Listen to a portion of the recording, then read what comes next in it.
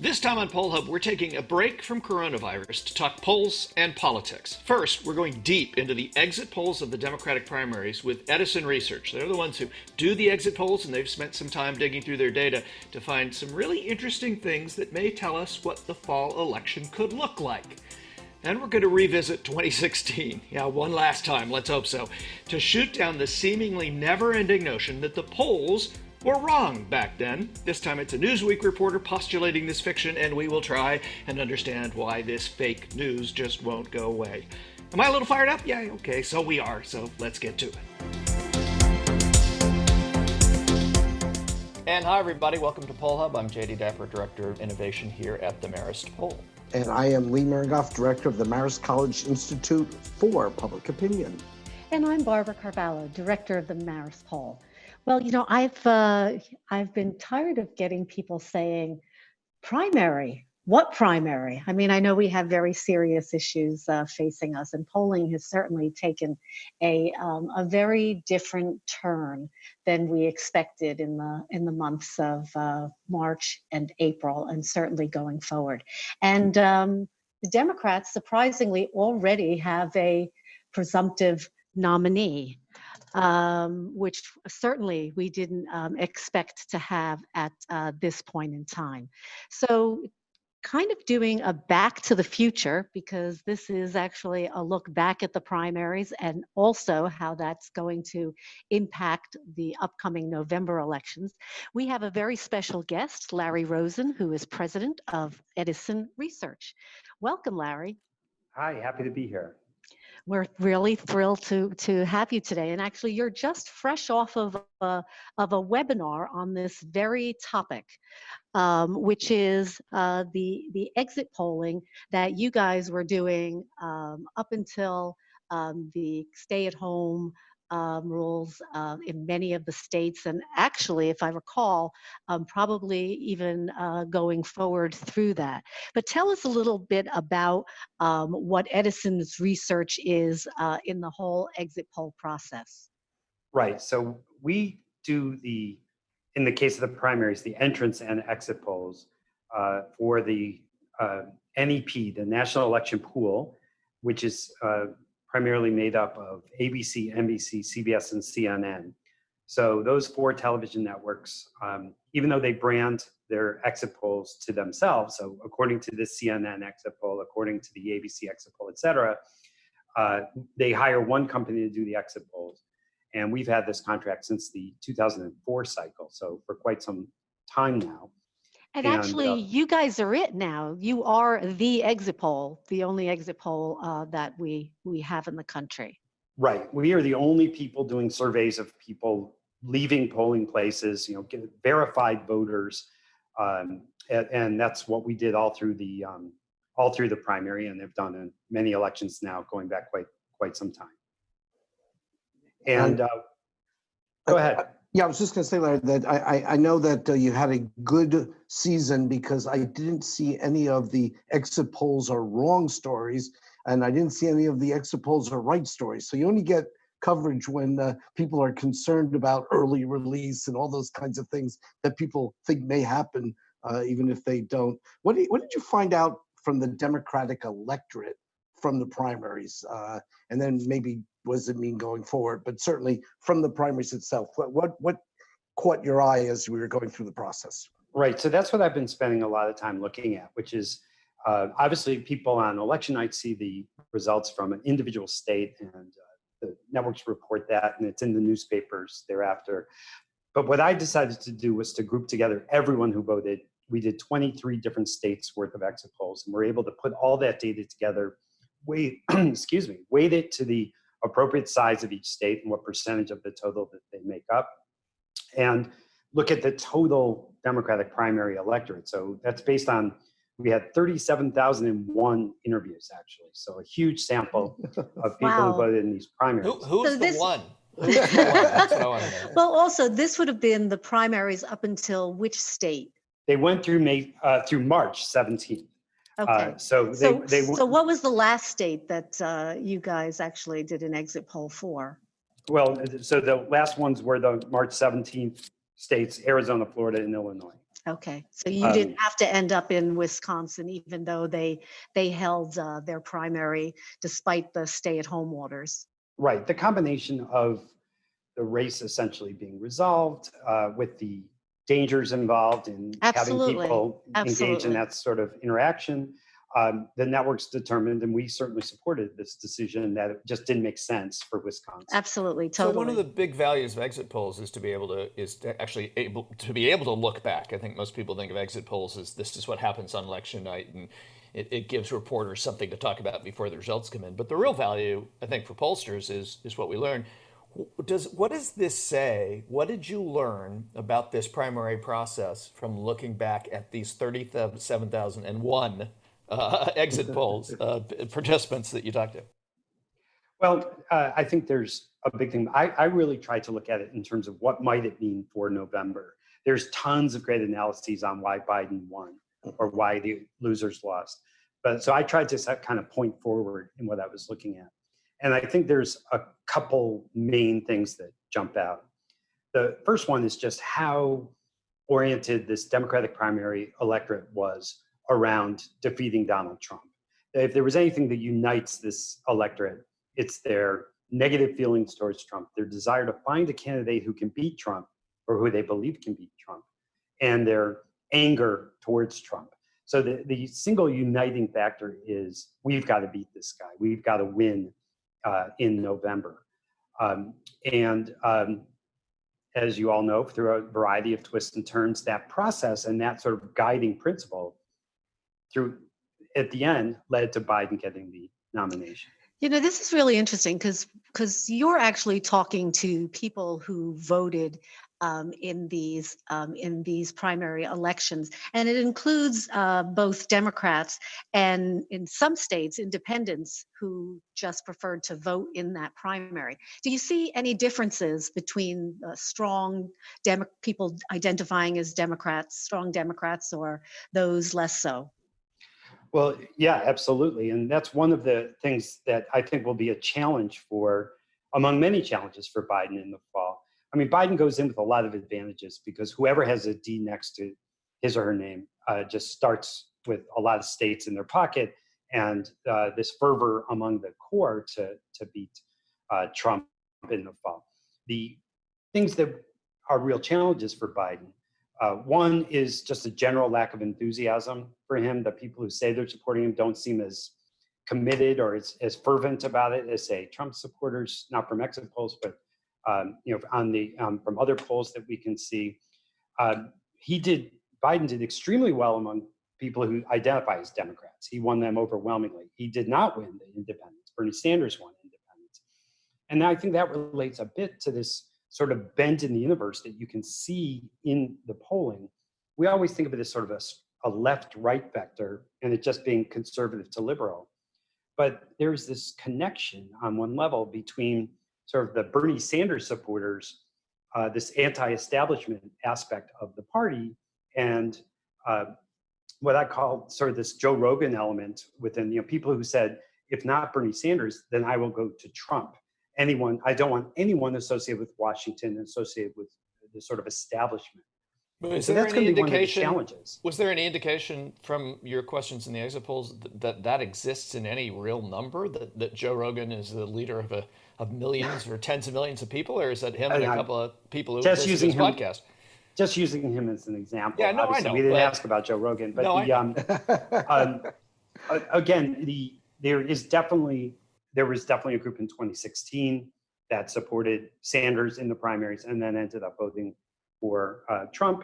And I think that'll be one of the interesting things to measure in November is, can we find the same pattern this fall as well? Yeah, Larry, aside from Joe Biden's age, and that places significance on a vice presidential pick, do you feel there's anything that he can do in terms of his selection that might help him? You mean vice presidential? Vice presidential is his running mate, to kind of give him a boost, aside from the fact that the person is, will be a lot younger than he is, and presumably, presumably, almost mathematically, right? well, he's already said he's going to choose a woman. Well, yes. My biggest argument would be that if you were to renege on that promise, I think it would be disastrous. I think he no matter he could claim, oh, COVID changed things or whatever. I don't care the circumstances. He has to follow through on that and do that. If you look at the exit poll data, and I mentioned how angry, when we asked about what do you feel about the Trump administration, one of the options was angry. And the overwhelming majority of Democrats said angry was the word that they feel towards Trump. What was the other side of the scale? It was a 4-point scale. There was enthusiastic, satisfied but not enthusiastic, dissatisfied but not angry, or angry. And 2/3 chose angry, and virtually everyone else chose dissatisfied but not angry. So it was just a matter of how angry were you. And but women were angrier than men. And while the numbers were relatively small, the people who voted for a woman candidate were angrier than the people who voted for a male candidate. And so my suspicion is the smart thing for him to do would be to try to tap into that angry group and cover them off with the vice presidential choice. And so that might be one of the things he should use to guide him. If you were only allowed to do exit polls in 3 states in November, what would the 3 states be? Wow, I can get it down to 5 in a heartbeat, but 3 makes it much harder. Okay, we'll take 5. I'll take 5. We'll take 5. The 5 that are going to matter are the 3 big ones from last time: Wisconsin, Michigan, and Pennsylvania. But I would add to that North Carolina and Florida. Those are, to me, as of today, and things could get so scrambled, whether it be COVID or the fact that we're going to have a 74-year-old running against a 77-year-old, and who knows what kind of ways that could affect things. But those are the 5 states that I think will be the fulcrum, at least as of April, will be the fulcrum that the whole thing rests upon. And those were we remember the 3 that flipped over in surprises, the northern ones. But North Carolina and Florida were right there on the edge as well. And there's all kinds of different combinations among those 5. So those are certainly, if we could only look at 5, those would be the 5 as of today that we'd want to look at. Somehow I think we're going to be going right into the heart of the matter, in just a few months. Larry, thank you very, very much. We really, really appreciate it. We follow your work, obviously, all the time. And this is a terrific study. And actually, if our listeners are interested in hearing the full webinar, where can they go, Larry? They can just go to our website, edisonresearch.com, and it's right there on the homepage. You can just find it there and click on it. And it's only 25 minutes long, and hopefully it'll give people insights. Yeah, but there was a lot of data there that I think people will find very, very interesting. Terrific. So thanks very much. And all right, guys. Thanks, Larry. Thank you. We'll be chatting again, Yeah, I'm sure. we'll see you down the road. So long.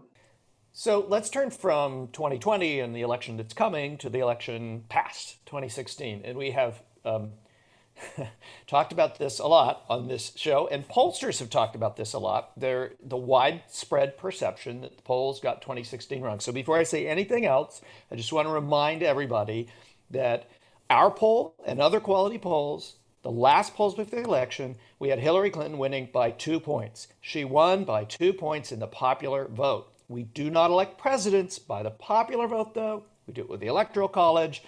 And so you need to look at the states. And we and all the other quality polls, nobody was in the key states. If there's a failure, it's in the part of not being in those key states and doing polling, but it's not about the polls being wrong. Okay, I'm off my soapbox. So I just want to point out too that the reason why we know all of this information about also why voters voted the way they did is because the great exit poll work that Larry and his colleagues at Edison Research do, and that is also polling. And so they did a terrific job in 2016 and have been for many, many, many years.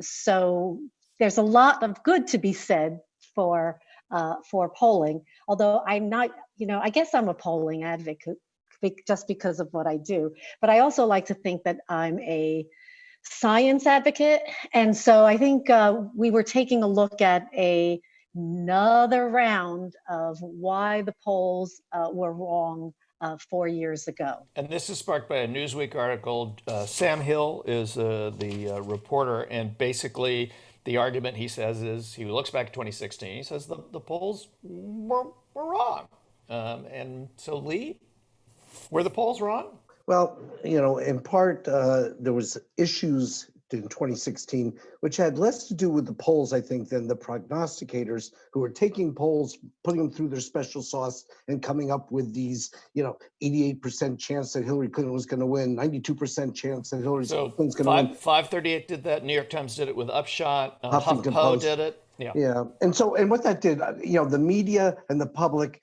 and I guess the prognosticators have a difficult time dealing with uncertainty and notions of probability. So if you say someone has an 80% chance of winning, well, there's a 20% chance they're not going to win. And that kind of got overlooked. So there was this great sense of expectation going into the general election that Hillary Clinton was riding a wave, and she did get a lot more votes. In fact, she got more votes than any presidential candidate, with the exception of Barack Obama, in our history. So, it's not like this was a person who was bankrupt when it came to adding up the totals. Unfortunately for her, they weren't distributed well, and that could still be a problem down the road because Republicans haven't won a majority of the popular vote since 1988. Well, also, one of the things that I think is really troubling, and we've talked about this on the podcast before, but what I find really troubling about articles that, plaster, the polls are wrong, you can't trust them. And in this particular instance, the author, Sam Hill, who hopefully maybe down the road we will get to chat with, actually says don't pay attention to them. So who or what should people be paying attention to? Certainly, I hope he's not suggesting that we pay attention to just opinion writers. I think there is a very significant science behind polling. I know there are difficulties, but if you look at scientific polling, and many actually academic researchers did do that after 2016. They went through and they looked at those polls that were scientifically done, where organizations and other media groups spent an awful lot of money to do polling in a scientific and representative way, and found that the polls were very accurate. I think, Jay, your point that the big mistake was probably just not being in the states that turned out to be very different at the end. Yeah, and that's not something, just to be clear, that's not something that we necessarily control, right? We work with partners in the media, and so there are decisions that are made about where we go and where we're polling. And there was a conventional wisdom, and there's certainly, everybody's guilty at times of being part of the conventional wisdom, that Hillary Clinton was maybe expanding the map. So yes, let's go find out what's happening in Texas or Arizona or Georgia or places like that. And as it turned out, she wasn't expanding the map. Donald Trump was expanding the map into traditionally Democratic states in the Rust Belt. Yeah, I want to make two points on this, and one is that the timing that is really a big deal. We've talked about this in other podcasts. That the timing of when the poll is in the field makes a huge difference, particularly on the one hand, if a lot of people have voted early. On the other hand, if there's late deciders. We saw that in the primaries, polls that were huge. Yeah, that was huge. Out. The late deciders were the ones who were moving the mountain in terms of the primary, particularly after for the South Carolina and going forward after that for Joe Biden. So that's a big deal. And the aggregators, I just want to point out also, the aggregators lag. In other words, they need to have a lot of polls in their databases to keep their models going. So they actually lag and are using polls from farther back in the past. Back in the past. I'm back to the future. Back to the future is where we're going. Yeah. And the other point I want to make is one of the takeaways that came out of the 2016 analysis that the American Association of Public Opinion Research conducted and others did, and I was on that committee. One of the takeaways was the so-called silent Trump voter, the notion that somehow these people were being missed. And if we know anything about Trump voters, they're not really very silent. And also, and here's the rub on all this, if they were missed, how comes the national polls were right on and the state polls maybe not so much? And the answer is timing, not that these were being people missed. So I'm going to come around. I'm going to come full circle and say, so does this reporter though have a point about 2020? Are we prepared for 2020? Are pollsters prepared for what could happen in the fall in 2020? I think that scientific polls do a very good job of giving you a sense of where an election and an electorate is on these candidates. I think the difficulty is it's very expensive, it's very time consuming. We talk about, oh, there's one of my dogs. They're actually sleeping. They're having a bad dream, or maybe they're just saying, "Oh my God, they're going at that election stuff again." 2016. I Stop. don't want to hear any more about that. But I do think that in the coming months, one of the difficulties is that it's a very expensive undertaking, and most of the polls we do see are polls that are not representative. And if you don't want to think of them as wrong, you should at least think of them as being very incomplete in terms of giving you a sense of what the entire electorate is thinking. And so to the degree that people can invest in science and good polling going forward, I think that in 2020, the pollsters will continue to do a good job. The other thing that we did find is that pollsters this time will have to really take into account geography, because we've also found that is a very important factor in polling going forward. And it certainly remains to be seen. We will certainly be tested again. And we're going to explore that geography. We've talked about it before, and we will certainly be talking about it as we get down into the fall. For now, however, that's going to do it for this edition of Poll Hub. Poll Hub is a production of the Marist Poll at Marist College in Poughkeepsie, New York. In this case, it's a production that is located in various places because we are all doing this from our homes remotely. And Mary Griffith is remotely executive producing, and Casey Schaff will be remotely editing this podcast. and far away is the Roper Center at Cornell University, who provides us the ability to look back in time and survey questions. And the exit polls, I believe, are there as well. Is that true? I don't know. Maybe not. Maybe yes. I think they were at one point. I know there was some issues with that. Yeah. Of how people were using them. Certainly not the Roper Center. They were providing all sorts of security for how that data could be used. So you might want to take a look. Certainly the Roper Center has lots of other topics there as well. And a lot on the coronavirus right now.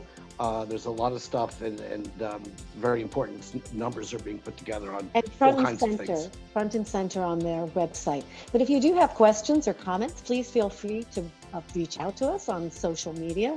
We're at Marist Poll on Twitter and Facebook and Instagram, everywhere, pretty much any platform. And if you want to learn more about polling and the things that we talk about each week, as we've said many times, go to our online learning platform, the Marist Poll Academy. It's engaging, can be pretty entertaining. You'll see, you'll get to actually meet and see this cast of characters and many more. And as we always like to say, it is free. We always like to say right now, stay healthy and be cautious, and your health really is important. Don't be reckless. That's right. We will see you next time. Stay safe, everybody.